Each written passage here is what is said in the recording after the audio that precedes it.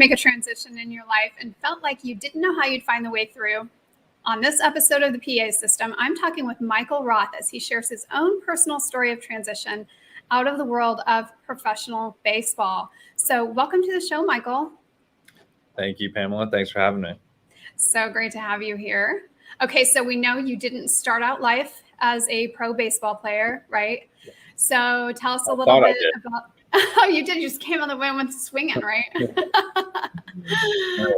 Yeah, I love it. So tell us a little bit about where you grew up and just, your journey to getting into baseball. Of course. So I grew up in Greenville, South Carolina, born and raised in Greenville. Although I wasn't much of a Southerner in the sense that my mom was from England, my dad was from New York, but they transplanted down there. They lived there ever since.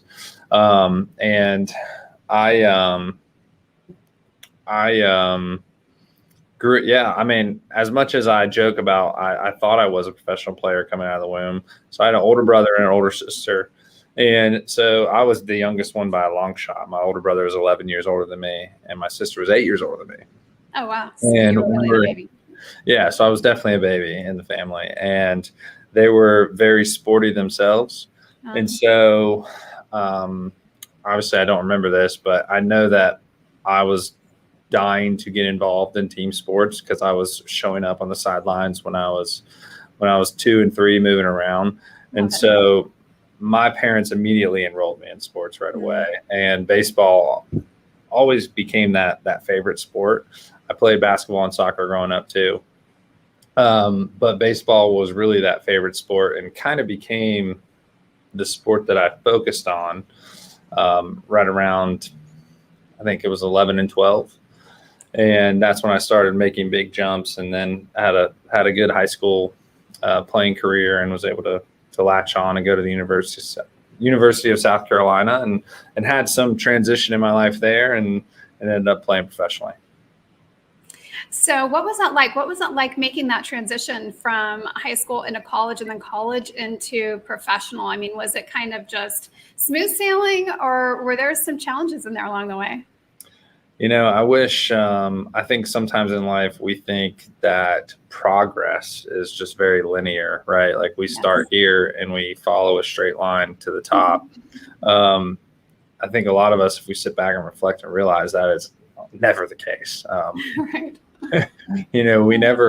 We typically follow a path more like the stock market where it's just bouncing around. I was just envisioning that. Yes. Yeah. And, so I would even go back to, when I was in middle school, I was making good strides. I was like one of the best players on my team. I go into high school as a freshman. And even then, I went from being like one of the older guys you're playing with, like, say, within your group. And then you go to high school and you're the younger. I was the youngest guy on the team, as a freshman playing with 18-year-olds. Right. And so that was a struggle, and it pushes you, right? Like you have to learn, you have to adapt. And so, of course, thankfully I did. Thankfully I did grow in that moment and had a really good high school career. So I committed to play at South Carolina my junior year, originally as a first baseman. That was the plan, to go to South Carolina as a first baseman. And when I got into South Carolina, the first base job was open, so it was good, but there was a lot of coaching involved that basically they wanted me to hit more home runs. They wanted me to do this. They wanted me to do that. You had to raise your game. Yeah, I had to raise my game. And exactly. And it just, I wasn't able to adapt as quickly as I did in high school. And so I was a pitcher in high school as well, but I ended up pitching at South Carolina really just to get on the field. Sure. So I ended up pitching, throwing a few innings my freshman year and then my sophomore year. So I was struggling. There was conversation with my family as to, should I stay here? Is this where should I transfer and go somewhere else? But I really loved South Carolina. I was having so much fun as a student. And, I just figured if I can't play baseball, if I can't cut it here, then why should I transfer out? Because then that won't let me cut it professionally. Now, I think there's some flawed thinking in there, but ultimately I think it was a good decision. Whereas the next year I became, again, I wanted to hit. I thought of myself as a hitter. And I think that helped me mentally, but really I became a left-handed specialist pitcher. So I would come in and I would face all the lefties and really throw like 1 out, maybe 2 outs. Yeah. Until we got to the College World Series, and I got to make a spot start.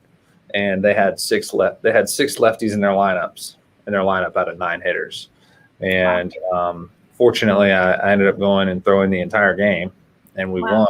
And we went on to win the national championship that year. And that really kind of changed the trajectory of my career. Wow. And so basically I was a pitcher for the rest of my career and no longer thought of as a hitter, even though I wanted to continue to think of myself as a hitter. And we went back in 2000, and so that was my sophomore year, 2010. When 2011, we went back and won the College World Series again. So we were back-to-back national champs. In 2012, my senior year, so I was drafted my junior year, decided not to leave. And in 2012, my senior year, we went back to the College World Series, but we lost in the finals. And so at that point, it was time for me to transition into professional baseball. So at that point, were you nervous? Were you anxious? Or did you feel like you were really ready to make that transition? It's a good question. Let me go back to my junior year in college when I was, so you become draft eligible. So they hold a draft. The teams can call you, pick you in your slot, offer you money, yada, yada, yada. Right. So I had teams calling me, and, when I went into the year, I was thinking, if I get drafted, if they pay me like, I don't know, $100,000, that's a lot of money. And then the season was going on and I was having a really good year.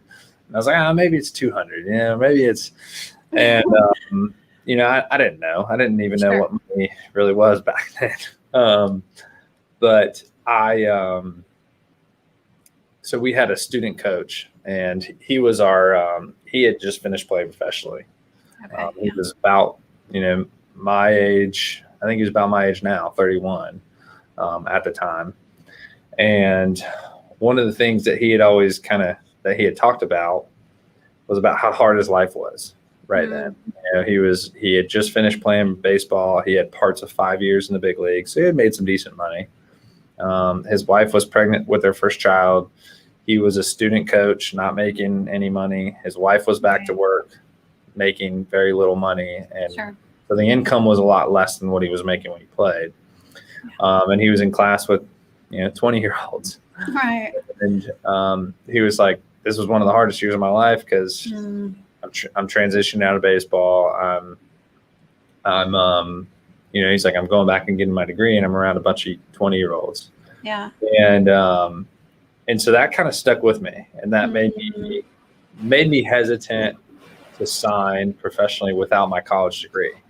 So that's why I went back my senior year. I did graduate. And then when I got drafted, I think when I got drafted, I was definitely excited to go play, but you're going into an unknown, as much as, I knew what I was comfortable with at South Carolina, or had built a life that was comfortable in college. But you're definitely, I was definitely walking into something that was completely new. And there were definitely uncomfortable times. There were times that I learned a great deal and was stretched. There were times that, I wish I was in a better mental state at that time, because I think I could have responded better. But that's part of the learning process. Yeah, absolutely. And you touched on a couple of really important things, which I just want to highlight, because I feel like it's such an important thing for people to think about who's around you when you're going through transition. And so, like you were saying, having this one person in your life to sort of mentor you. I mean, whether he was doing so intentionally or not, his input and his advice stuck with you and helped you to think about, okay, how am I going to address some of these things that come up in my life, which I think is really valuable. And then, like you were just saying, when you get to that transition point, then those feelings that you have of uncertainty or whatever the case may be, you can kind of have something to hold on to and to give you a little bit of guidance to how do I work through this? How do I figure out these next steps? And maybe even who do I need around me to help me do that? Because I think, and I know this is true for you and what you do now, a lot of times, there's more information out there than what we can just go and gather together on our own. We need someone there who's kind of like, who knows the ropes a little bit, who's kind of been there and can kind of give us some guidance. Sure. Yeah. It's always helpful to have people that are mentoring you and just a sounding board, really. Yeah. If you can leverage people's experience, why not? Like, why wouldn't you? It's another avenue to learn from, and having people that are around you that care about you, genuinely care, is super important. Absolutely. So how did you make that transition then into the majors? I mean, what did you do to kind of work through some of those challenges that you faced then? Well, so my introduction to professional sports was very swift. I ended up getting drafted in 2012 by the Los Angeles Angels of Anaheim, and I went to what's called rookie ball, so short season, and I was playing in Orem, Utah, and you're thrown in. You're lucky. You have guys that you're competing against, but you have a built-in friend group. Yeah. And we all kind of enjoyed the same things. You enjoy playing baseball, but you also have your own life outside of that, right? Sure. I didn't play a whole lot in 2012 because I was coming off a college season that I had pitched a bunch. And so had my first off season, which was fun because I had never really experienced an extended break from playing baseball and training. Now the training, there wasn't a huge break, but it wasn't every day up at the field. Sure. So in 2013, I ended up going to AA, straight out of spring training. Mm-hmm. Made one start in AA and then got called to the big leagues. So it was extremely fast to get fast tracked from, basically rookie ball, short season ball to AA. Right. I would say I was surprised, completely caught off guard. And I think it was great. I was able to achieve a childhood dream of playing professionally and, or in the big leagues, really, the top of the top. The hard parts were, it was a new team, new people constantly. I walked in and I was like, oh, hey, I've never met you before. That's one thing that happens a lot in baseball. You're constantly, if you're moving up and down, which is what I ended up doing. I became I would get optioned back and forth between the big leagues and AA. And, you try to pick the brains of the older people to learn how to do that. Not many people have gone through that. Now that's become more prevalent in today's game. But you're just you're trying to learn from people's experience. And you're also just trying to take it with, I would say not with a grain of salt, but you're trying to let things roll off your back. We weren't doing brain surgery. So it wasn't life or death, even as much as sometimes it felt like after you gave up a home run to lose a game. You want to beat yourself up. But, we knew we weren't doing anything that was drastically going to change the world. So it was just trying to keep things in perspective. And that's not easy sometimes. Yeah. Yeah. I can only imagine. I mean, I don't think for most people, they can really wrap their heads around what it's like to live that lifestyle. Right. And I'm sure that there is a sense of responsibility that you feel, right, to the fans and to people who, they wait all year for the season to roll around to see their team win, right? Sure. And so that is a pretty weighty thing. I mean, I've been to enough baseball games for teams I'm not even necessarily really that invested in, and I'm still disappointed when I leave and they haven't won, right? So Yeah. it's a big, and baseball is all American. It's a big deal, right? Sure. Yeah. I mean, you can, there's plenty of outside stressors, right? Yeah. That you could load up on from fans and media expectations, and coaches and team. And I mean, as players, part of the reason I would say most guys have gotten to that level, and in my sense, to get to that level, I think it was the expectation that, you put on yourself to go out there and perform.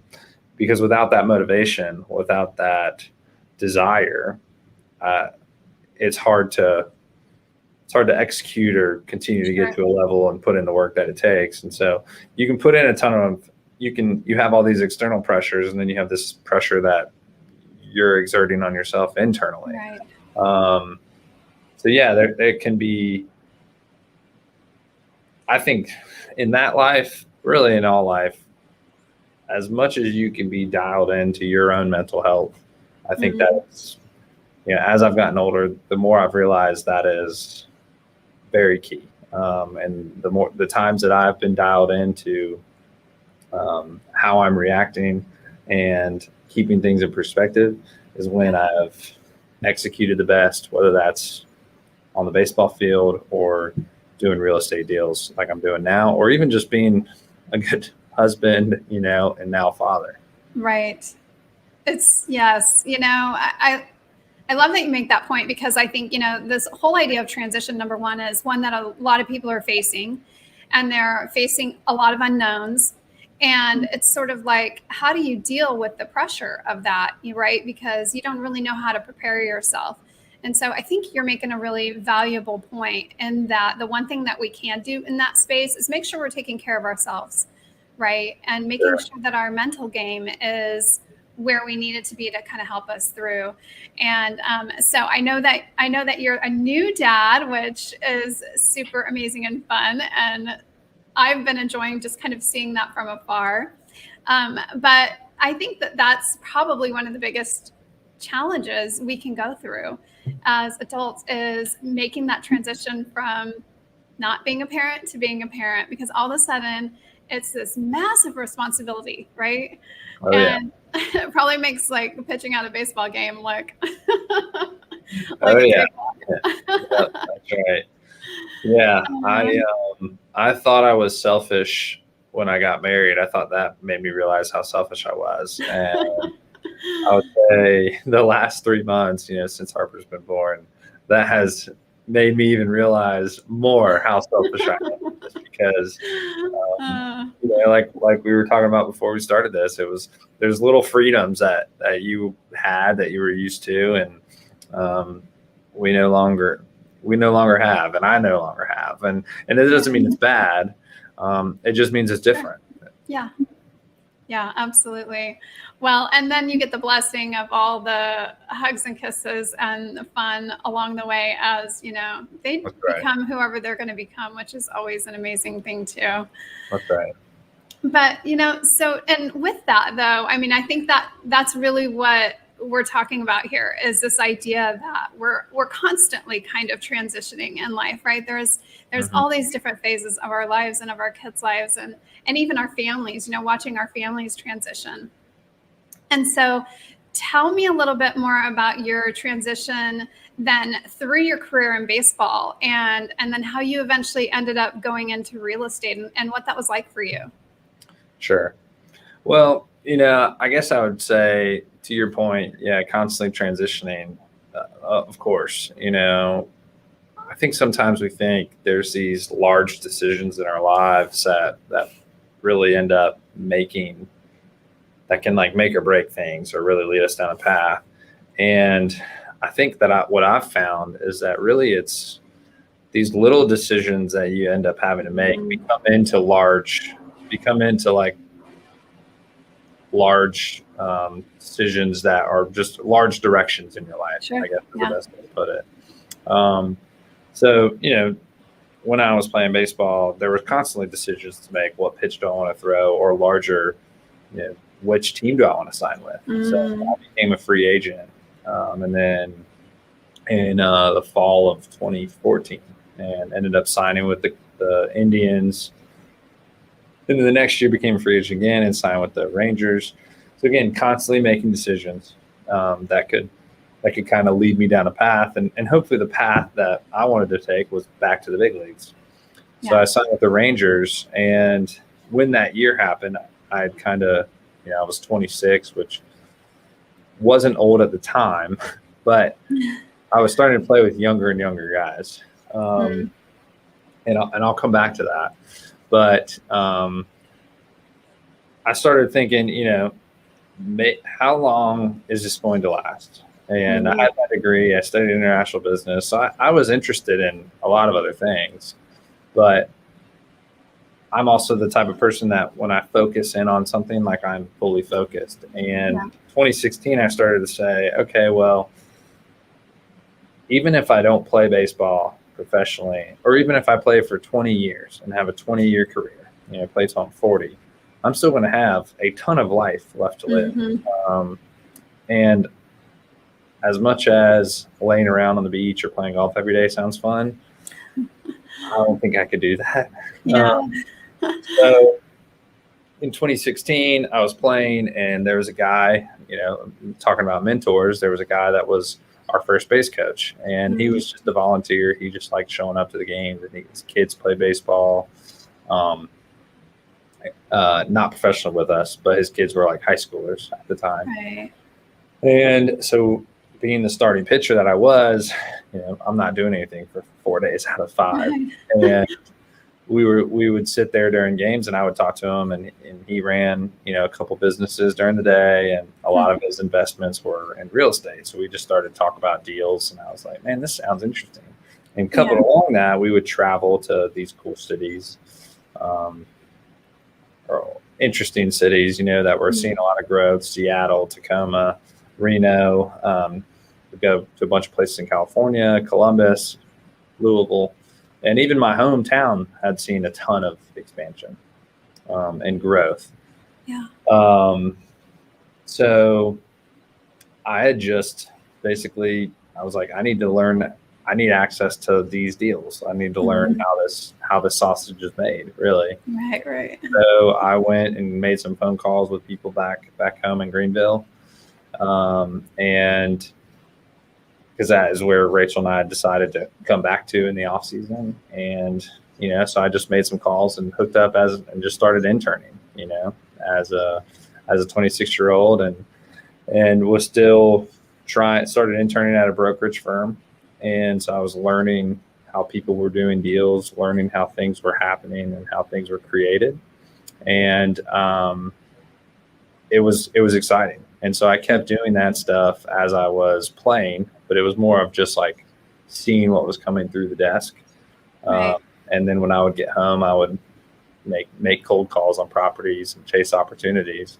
And so I had kind of 2 guys that I was like working under to try to learn, this whole real estate game. Yeah. Well, and how valuable, to have that perspective early on, so that you weren't at the last minute trying to make that transition. Sure. Yeah. And as much as having a degree is important, I don't necessarily need it for what I do. And I think a lot of people probably are in careers or doing jobs that their degree didn't matter. Not to say that college didn't help me, but I think my path through life helped me to get to where I am. And you're right. When I finished playing professionally in 2018, I already knew where I was. I already kind of knew where I wanted to go. I'm sure I could have had some other opportunities, but I already had a path that I had kind of carved out for me. And that transition in itself, while I thought that path would be a lot clearer and easier to run through, just through a new career, I think, again, some of the transitioning from baseball and the life that you live of, basically running for a full sprint for 7 months, because you have a season for like 7.5 months, and then you stop and rest. Those cyclical rhythms of life didn't exist in this new life that I'm living. So there were things that I had to learn, about myself, and things that Rachel and I had to learn together too about living, because when you play baseball, you're constantly traveling. And so it has been fun. But I would say it's still a, we are still evolving, right? Because we just had a baby, and now we're living an entirely new life that we had kind of carved out for ourselves the last several years in Greenville. Well, and so I want to back up just a little bit, because we kind of skated a little bit past what it was like leaving baseball as well, because this was like your first love, right? Yeah. So leaving baseball, part of it was, I think at the time I thought it was easier than it was. Right. Because, I would say that I left on my own decision, right? But I also wasn't leaving satisfied. So I finished the 2018 season, and I ended up kind of tweaking my knee, and ended up on the DL, and then the Rangers released me to end the season. So I went down and played down in the Dominican Republic to see whether this was, and by that time, so let me just clarify. Sure. By that time, I was just kind of tired. Yeah. 2018, I was 28. Right. And again, that is really young, but in the baseball world, it started to feel really old. In 2017, when I was with the Giants, I was 27, and I was like one of the younger guys on the team. And then I opted out in the middle of the season and went to the Rays, and I became the third oldest guy on the team at 27. And I was like, what the hell? Right. So 2018, it was getting younger and younger. And so I was just kind of tired. That season I had felt like was going to be a season for me to either make a jump to the big leagues and stay, because again, I'd constantly kind of bounced around. What they call some guys like 4A guys, I'd go make a spurt in the big leagues, come back to AAA, kind of float. And so when I had played down in the Dominican Republic, I had played down there 3 times before. And every time I went down there, it made me fall in love with baseball again. Partly because the season down there is all 100% about winning.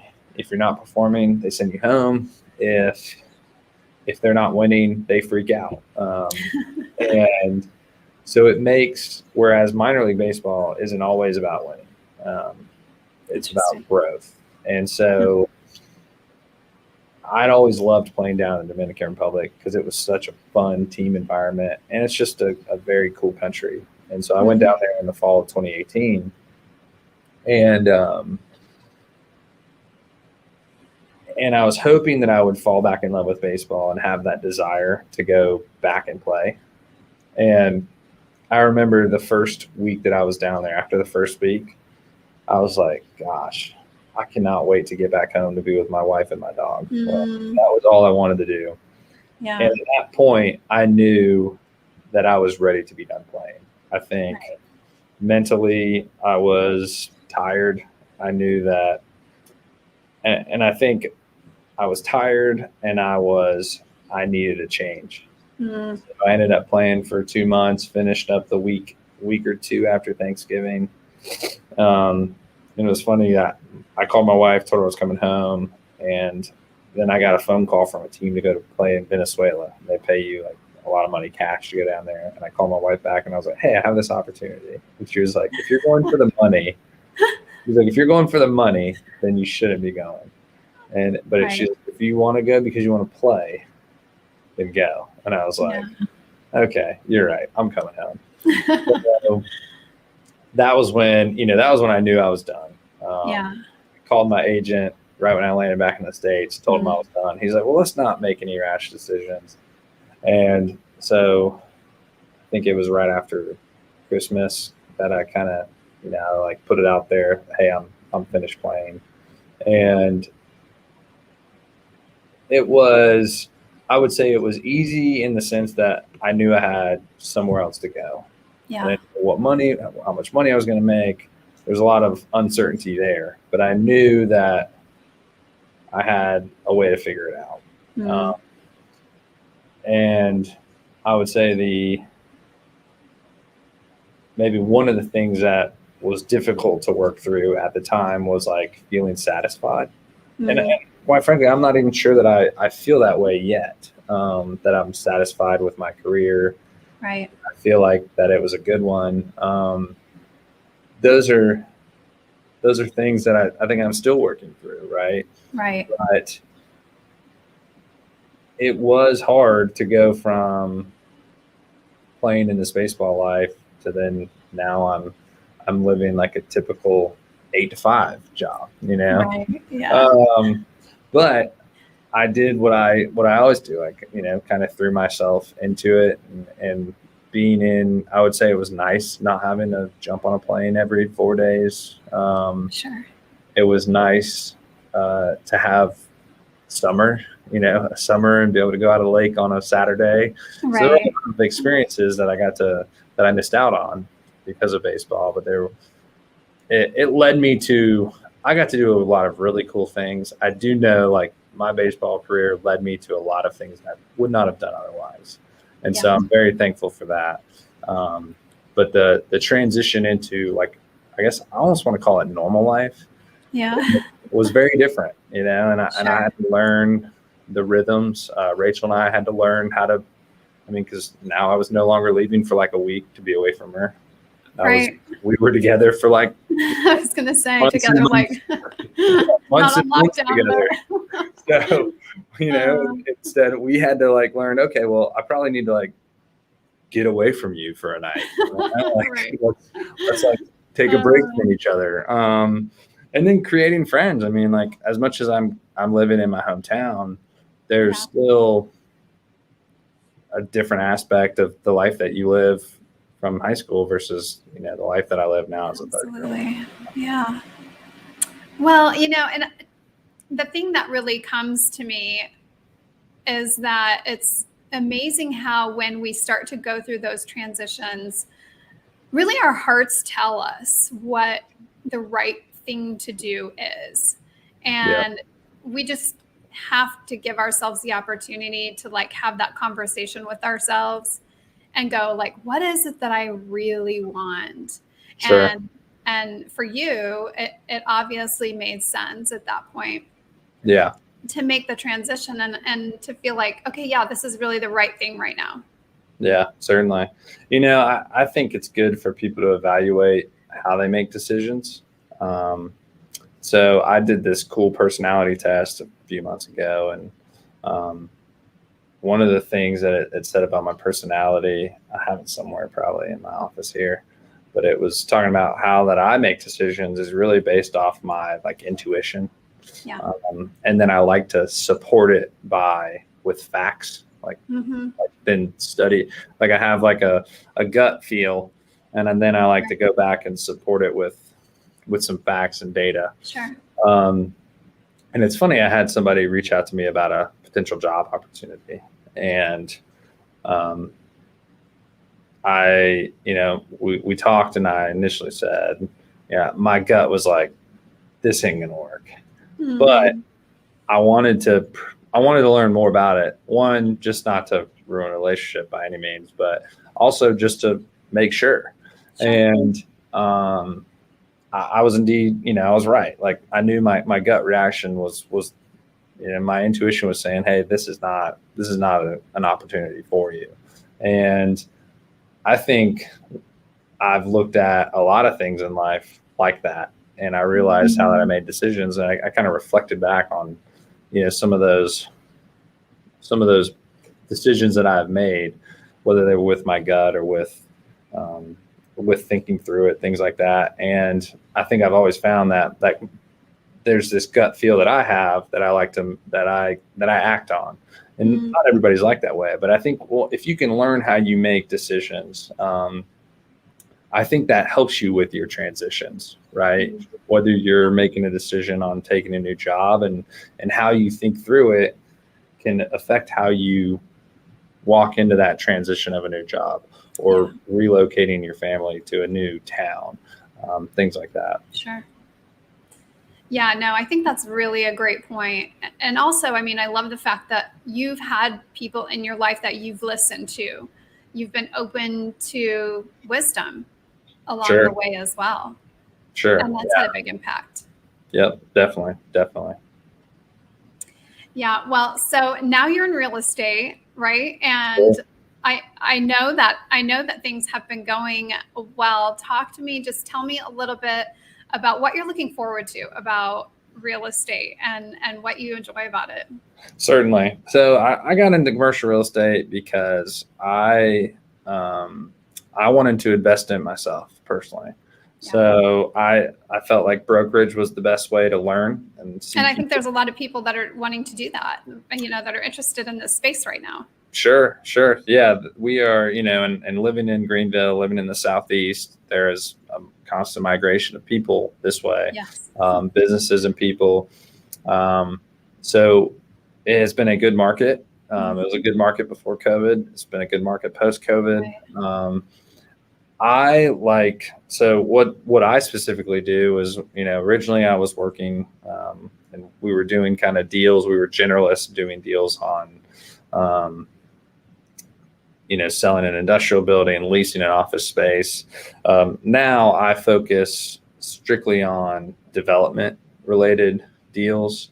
Right. So I sell a lot of land, single family and multifamily development land. I sell some vacant buildings, and then I invest myself. So there's, last year I had a really cool project where I bought a building. It was an old textile building that I converted to an office space. So it has the high ceilings, exposed brick, polished concrete floors. So that was a really fun project. So, I like development. I like taking a raw piece of dirt and seeing something come, up from the ground. Yeah. I also like taking old things and turning them new. Yes. I would say I've strictly focused in my Greenville market, in the upstate of South Carolina.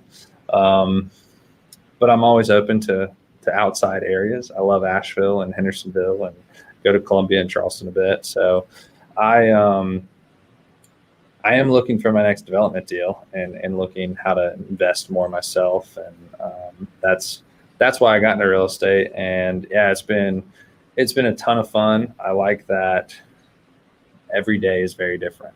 Yeah. It keeps it fresh and exciting. Yeah. And not only that, but like you said, how fun to be able to see projects come about, transform, and even people's lives, right? I mean, you kind of get to see people go through their own life journeys along the way too. 100%. I also love working with business owners, because I have some business owners that are buying land and building new buildings. And you get to understand how they make money, which is super fascinating. Sure. But two, that the people that they're impacting, yes. Whether you see some businesses that they're like, hey, we can't move outside of this area because our employees. And so it is really cool to be having a small part, I guess, part in shaping the community, shaping what gets developed. I would say there's a lot of people that probably hate what we do because we create more traffic sometimes. But quite frankly, people are moving here. People are moving to a lot of towns, and we are underhoused, not just as a community, but as a nation. Right.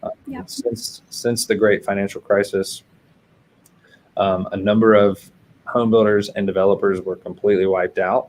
Yeah. And we still are very underhoused. Yeah. And so it's really cool to have a shape of a community, to see a community that grows because 250 homes are Yeah. installed, and then you see retail pop up, and you see mom and pop shops, Right. mom and pop restaurants, and it's really cool to see. I'd say sometimes those restaurants that pop up end up creating generational money for Yeah, people down the line. absolutely. So it's really cool to be involved in that. Yeah, and it's really, I mean, I think it's pretty amazing to watch those things happen too, given everything that's happened over the last couple of years, and the way we've watched the economy just like miraculously survive, right? Sure. These different events, and also to watch people survive, but not just survive, but thrive, right? And Yep. still open up these new businesses and still see our communities come back to life. And in your case, it's the community that you grew up in, which is a really kind of unique and wonderful thing. It is. It is. I never thought I would come back. I never thought I would live in Greenville, but my wife and I love it here. It is a lot of fun, and it also feels, having traveled around, there's a lot of places that I love too, but this place definitely feels like home. Love that. Well, I want people to have an opportunity to find out how to get a hold of you. So I know you've got, of course, a LinkedIn page. They can obviously go to LinkedIn and find you just by searching your name, Michael Roth Real Estate. And then they can also find you on Twitter, correct? Perfect. Yep. Twitter DM should be open. So reach out to me, either one of those. Would love to connect. Wonderful. And I will drop some of these links in the comments below. So if you want to reach out to Michael, all you have to do is click that link. We'll make it simple for everyone. Well, this has been such a joy to have you on. Thank you so much for sharing your story with us. Any closing thoughts that you want to share with the audience before we leave? I would say just have fun while you're doing it. Don't forget to have fun in all these transitions. That's one thing that I've tried to realize and try to remember. Especially, I've had a ton of fun with this new little girl of ours. Even though there have definitely been stressful moments, but don't forget to have a ton of fun, even amid the stress. Yeah, absolutely. We can never have too much of that, and probably now more than ever, we need it. No doubt. Well, thank you again for being here with me, and I look forward to doing this again in the future. Wonderful. Thank you. Have a great rest of your day.